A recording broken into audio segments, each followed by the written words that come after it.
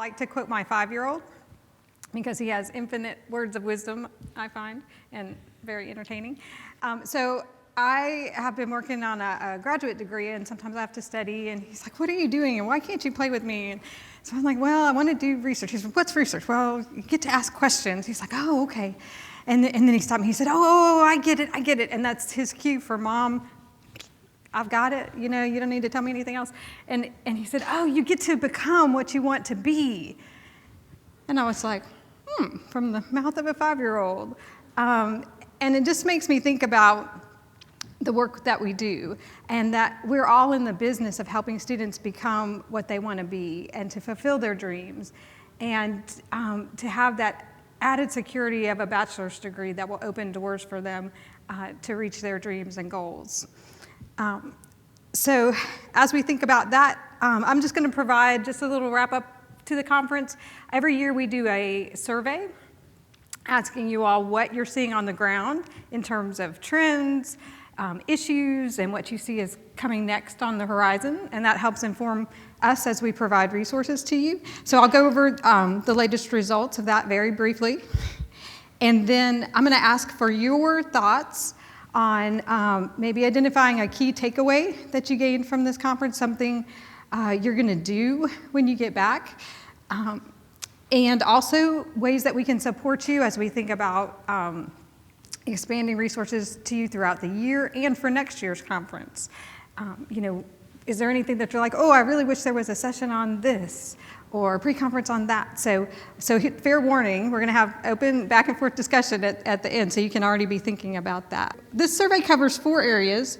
The first is myths about transfer students, and then transfer-related issues you face, anticipated trends, and tools that can help assist you. And thank you for all of you who completed the survey. And we're actually going to leave it open a little longer and send it out by email. If you didn't get a chance to, I'd love to include everybody in our data. So these are myths about that you see others have about transfer students. And it's interesting because there's still a misperception about the academic preparation of transfer students. And there's still a stigma about community colleges and as not being rigorous. And I think a lot of what we're going to see in this survey echoes just the themes that we've heard throughout the conference. And you see in number 2 and number 4 the assumption that transfer students, they already understand everything, and so we don't need to do anything specific for them, and they know how their academic classes fit in with their future career goals. So obviously we know that's a misperception. And so here's a quote that kind of sums this up. Transfer students are not as good as other students. Transfer students already know the process of a new school, and transfer students are all older. Well, if we know anything, we know transfer students are not all anything because they're such a diverse group. So now we'll move into issues that you all face. And we broke this down to 4 categories. Issues you face when you're working with students, your home institutions, other institutions, and then on the state level. So when you're working with students, we heard that there's some challenges in terms of understanding about which credits will transfer and how their credits will transfer. It's sometimes difficult to get them to show up to transfer specific events that we plan. They're stressed about paying for school, and we all know that during that transfer process, there can be a lot of changes in financial aid and in living expenses and in tuition.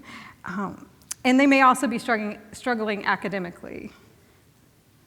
And then at your own institutions, we heard that, and this kind of ties into the myths about transfer students in terms of faculty misperceptions, that there's still a need to educate faculty and to get faculty to your institutions and for your institutions in the same room together to work on curricular alignment. There's lack of sufficient resources, not enough advisors or other support for students, and there could be better communication internally and externally in terms of degree plans and making the transfer pathways really clear. Okay, so then working with other institutions, again, communication is a common theme, and I think that you all know that that comes only with genuine, deep, ongoing relationships. So to me, that was one major theme. So articulation agreements, sometimes getting out of date, and when they change, not having effective communication. And then that impacts our students by them potentially losing credits. And again, the lack of resources and just that the misinformation and not effective communication with students that results from the lack of effective communication among ourselves. And then on the state level, there were a range of responses from the efforts that states are doing are not effective, or just don't fully understand what's going on the ground when there are broad articulation agreements. I heard an interesting quote in one of the presentations that there's an expectation that legislation will solve the transfer problem. So there are a lot of issues with that statement, right? One, that legislation could really solve anything on its own, and that transfer is a problem. So we've got some work to do with educating our legislators, I think. And then so the other extreme would be even that there are no policies at all, and lack of guidelines, effective guidelines in place. So then this is the kind of fun part, looking into our crystal ball into the future, what you all said we might be seeing soon on the horizon. So an increase in the amount of students and an increase in the diversity of students, and diversity really broadly defined in terms of age of students, more non-traditional students, students from traditionally underrepresented groups, students from a variety of income levels. And then with that increased diversity, challenges related to accommodating their schedules and including online options more, and looking at competency-based credits more, and just having flexibility in the way that we work with this diverse group of students.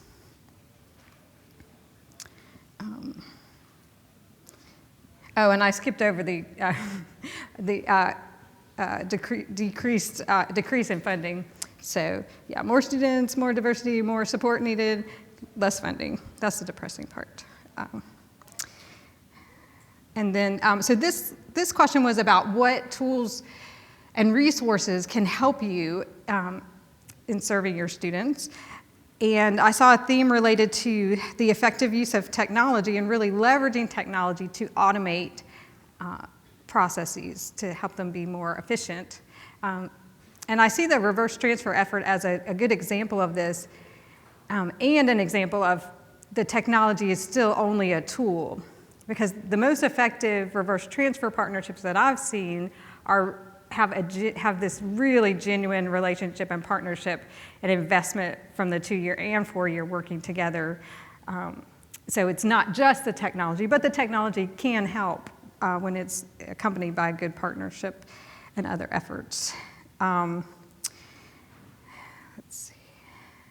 Increase in professional development and understanding best practices. So hopefully this conference is a good opportunity to do that. And then just, it seemed like just increased and better communication and across your own campus, between those silos of student affairs and academic affairs, and then also between institutions. And then here's a quote that kind of sums up this part. To better understand how to build awareness of what our transfer students need and want, and for our campus to recognize this population and the unique qualities that transfer students bring to our campus. And so I think a lot of what we hear is that we're in a position where we need to be able to communicate to others on our campus the value of transfer students and the importance of our work and the resources we need to do our work. So we're hopeful that you've learned some things at the conference and that our data template that we're working on will help you do this as well. So that's the summary of that. So now I'm going to actually turn it over to you guys. I did give you some fair warning. And I would love to hear from you either one specific action item that you have from the conference, or an additional resource either throughout the year that would be helpful to you, or at next year's conference. Hi, my name's Laura. I'm from Massachusetts College of Art and Design in Boston. One of my takeaways, or something that I'm planning to do, hopefully within the next semester, is bring the MVP Green Zone training for working with veteran students to our campus, and to get a lot of our staff trained to be able to better help our veteran students. So that was one sort of solid takeaway. And something for next year, I would love to see an opportunity for a roundtable option for small schools, 5,000 and under. Okay. Just to be able to talk about what we're learning here, but how we might be able to do it, because a lot of the schools here are really big. Right. And so just being able to brainstorm together about how we might be able to take those ideas and then make them a lot smaller. Okay, great. Hi, Mary Von Cano from Clemson, and lots of takeaways. I loved all of the research that was presented, including the student clearinghouse and community college research that I can take back to my campus and meet with our institutional research folks and share that with them. But something else I would want to see again is the student panel, and maybe even more engagement with some of our student ambassadors. Mm-hmm. Thank you.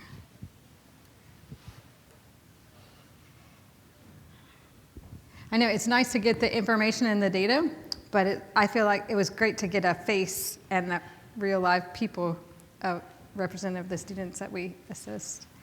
Yes, I'm Mark Fincher from Mississippi State University, and I appreciated some focus both on the veteran students that were mentioned earlier, and then also on high-performing students. I think those were very helpful. Mm-hmm. Mm-hmm. Thank you. Hi, my name's Kathy, and I'm from Maricopa Community Colleges in Phoenix, Arizona, or the whole Maricopa County, rather. Something that I'm going to take away from this conference is that we really need to work on our transfer scholarship promotion. Mm-hmm. And I went to a breakout session yesterday, thank you if the presenters are in here, that showed me that a lot of the universities and four-year colleges are really working hard to increase transfer scholarships, and we need to collaborate to promote them and get the word out and connect them to students. Mm-hmm. And along with that, the fee waivers as well.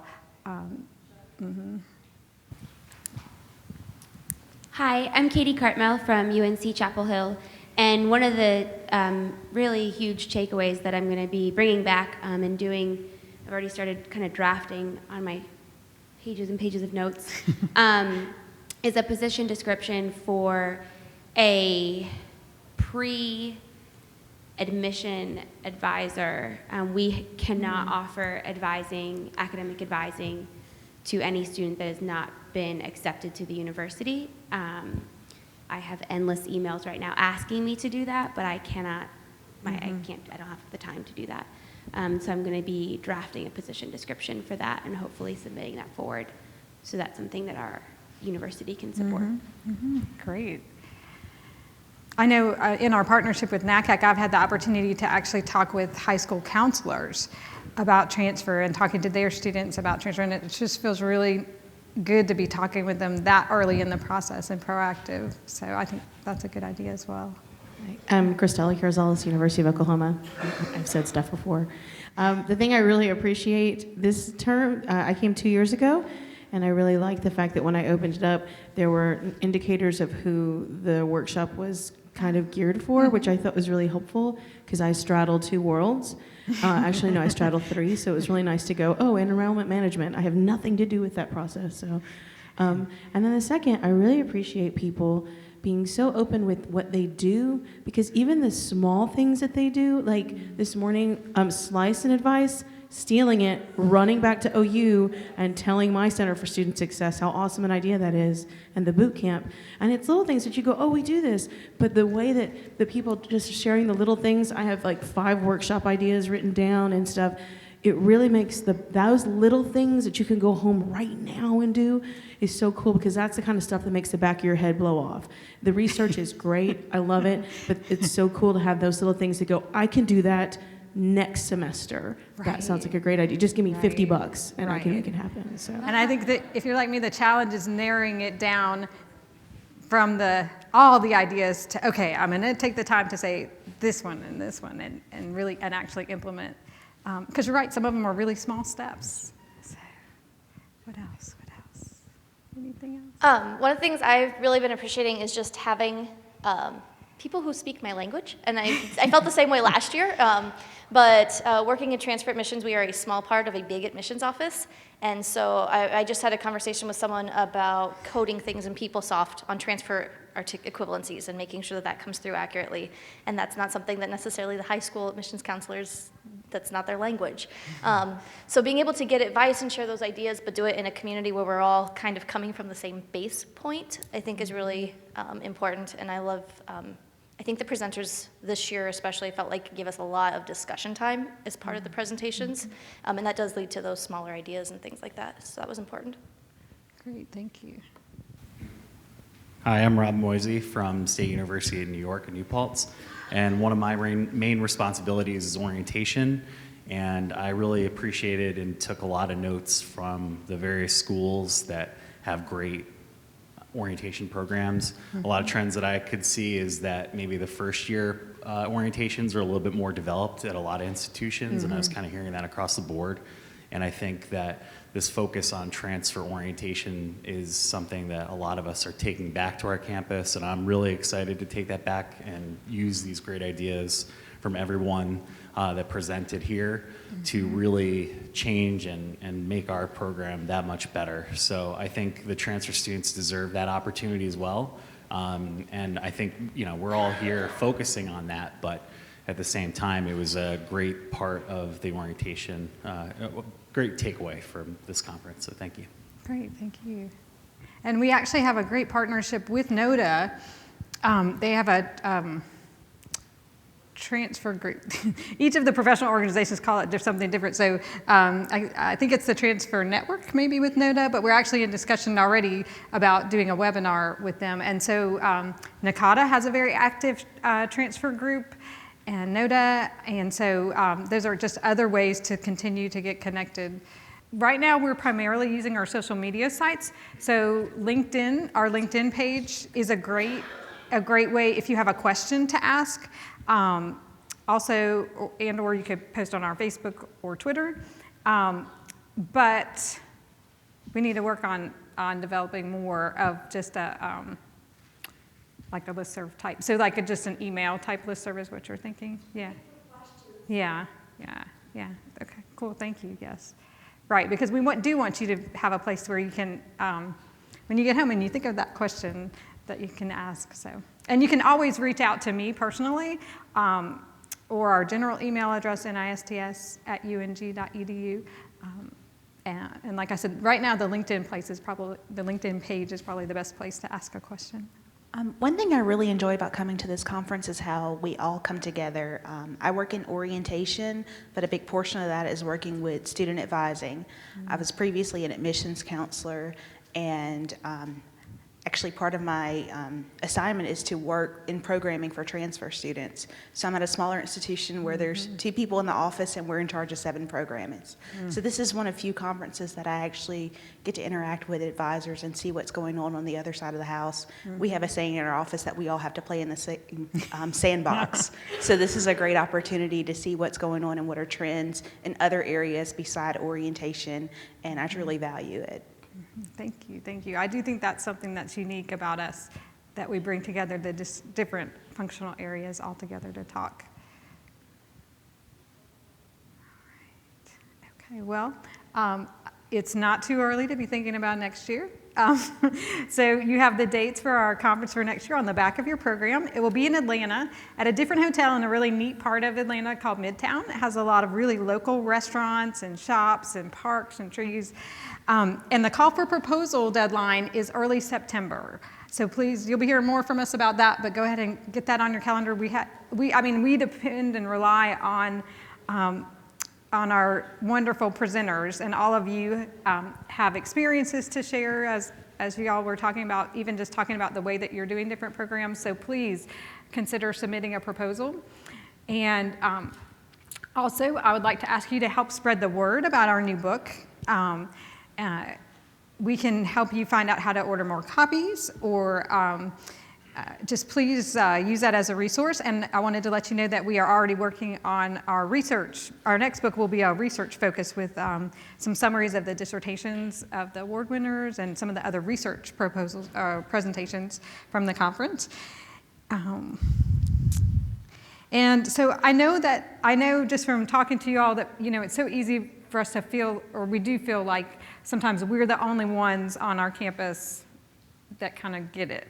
And that we are in a position where we have to make the case for the importance and value of transfer students in our work and make the case for resources. So I hope that you're leaving the conference with not just information, but that you realize what a strong network of support you have here. And please rely on this network and take that extra step when you get back to your campus to make that phone call, to set up a meeting on campus, to reach out to someone here, or connect on LinkedIn or send an email. I know it's easy for me to forget that I have such a large network of support around me, but we all need it. And that's what one of our main goals of this conference is to bring you all together as a group so we can support each other in our work. So thank you, and we will be sending conference evaluation out in a few days, so please help us make the conference better by filling that out, and also feel free to contact me with any questions or advice. Thank you all for coming.